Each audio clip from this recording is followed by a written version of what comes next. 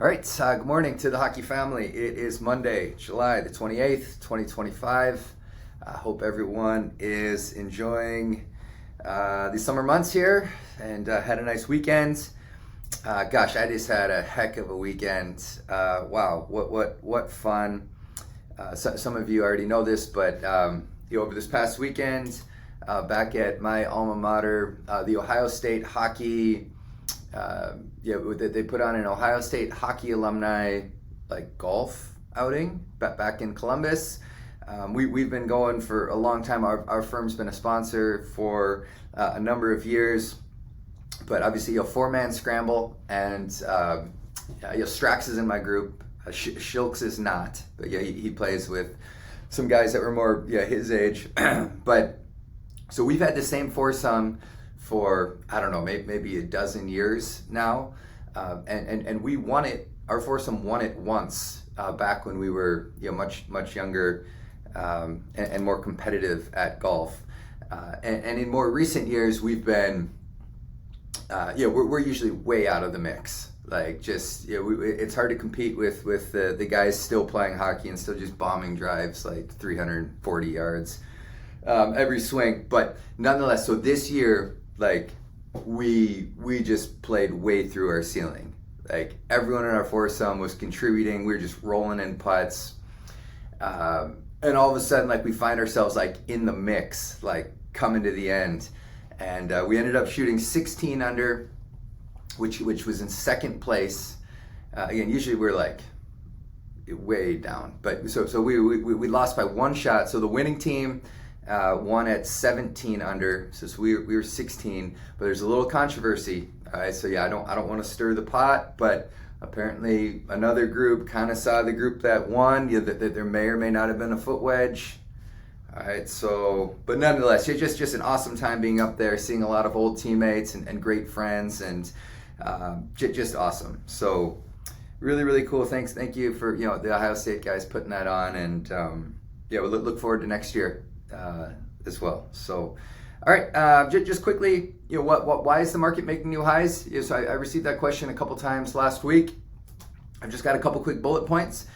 For one, so here in the U.S. we get the corporate earnings have been coming in, and to put it plainly, just more and more companies are meeting or exceeding expectations with earnings.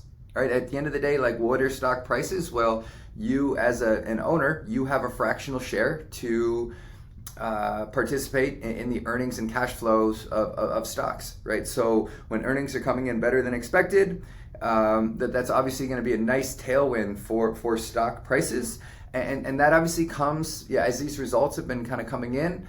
It's been a relief, I guess, to some investors who may have feared that some of the tariffs and some of the language coming out of DC would have adversely impacted earnings for this quarter, and that just hasn't been the case at all. All right, so you see most indices hitting new highs.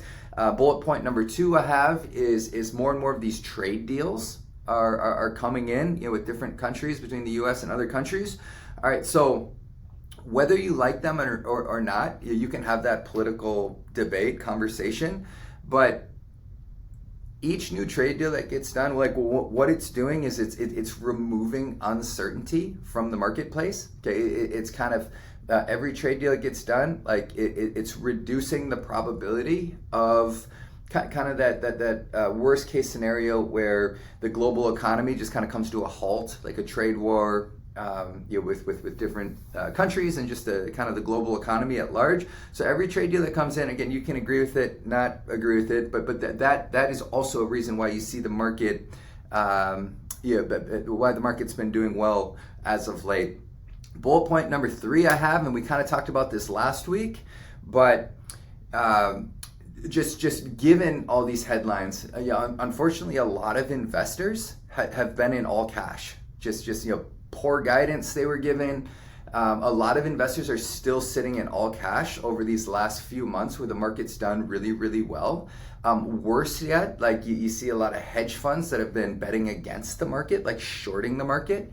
Okay, so what this creates is you can only do that for so long, and I think a lot of these hedge funds are capitulating, right? So they're covering their shorts, and then if you're an investor that's in all cash and all of a sudden there's becoming less uncertainty in the marketplace, like you have to start allocating some of that cash, right? And so that is also likely moving markets higher. Now, does that mean it's going to be smooth sailing through the rest of 2025? Like, certainly not. We will almost certainly receive more volatility will come back into the marketplace at some point. It's just, we've discussed this a lot. Like you can't time that, right? Every new piece of information that comes out, every new trade deal, all the probabilities of outcomes, like they are all rapidly being reflected in new market prices every time that new information comes out. So you just can't time these things. So on that, like this week, we have kind of the two big things on the docket this week. We have the Fed meeting here in the U.S. The expectations, again, no change in interest rates. So you likely won't see that change at all. But it will be interesting just to, some of the language that we get from Chairman Powell. Obviously, his little disagreement between he and the president. Like, so we'll see if any language comes out that's noteworthy. And then on Friday, we'll receive the July employment report here in the U.S., which that's always an interesting report as well. All right, so outside of that, obviously we're looking forward to the preseason reviews that are coming up here. I think Galler sent out that scheduling link. I've seen a number of appointments start popping up. So certainly try to find a time that works in those weeks for you. And outside of that, we hope everyone has a wonderful week. Questions, comments, concerns, please don't hesitate to reach out to our team, and we'll talk to you soon. Thanks.